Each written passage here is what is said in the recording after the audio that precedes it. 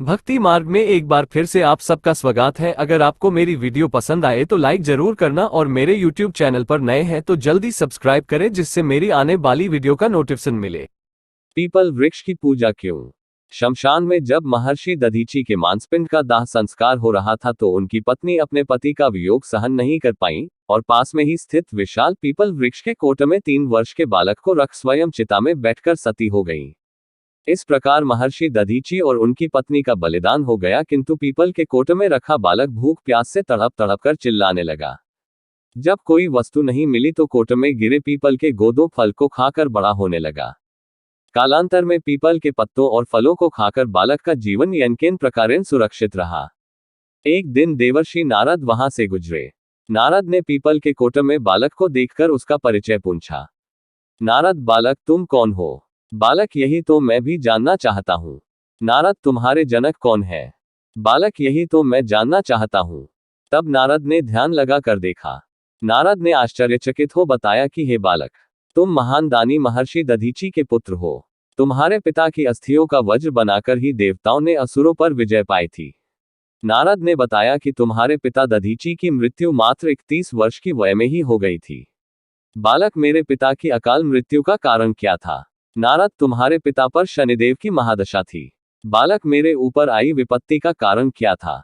नारद, शनिदेव की महादशा। इतना बताकर देवर्षि नारद ने पीपल के पत्तों और गोदों को खाकर जीने वाले बालक का नाम पिप्पलाद रखा और उसे दीक्षित किया।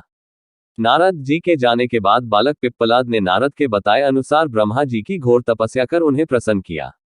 ब्रह्मा जी ने जब बालक पिप्पलाद से वर मांगने को कहा तो पिप्पलाद ने अपनी दृष्टि मात्र से किसी भी वस्तु को जलाने की शक्ति मांगी। ब्रह्मा जी से वर मिलने पर सर्वप्रथम पिप्पलाद ने शनि देव का आह्वान कर अपने सम्मुख प्रस्तुत किया और सामने पाकर आंखें खोलकर भस्म करना शुरू कर दिया। शनिदेव सशरीर जलने लगे। ब्रह्मांड में कोलाहल मच गया। सूर्यपुत्र शनि की रक्षा में सारे देव विफल हो गए।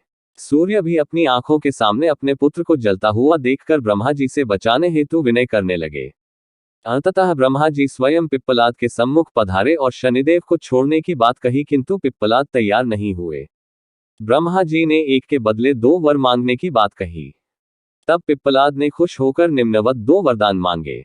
1, जन्म से 5 वर्ष तक किसी भी बालक की कुंडली में शनि का स्थान नहीं होगा, जिससे कोई और बालक मेरे जैसा अनाथ न हो। 2, मुझ अनाथ को शरण पीपल वृक्ष ने दी है, अतः जो भी व्यक्ति सूर्योदय के पूर्व पीपल वृक्ष पर जल चढ़ाएगा उस पर शनि की महादशा का असर नहीं होगा।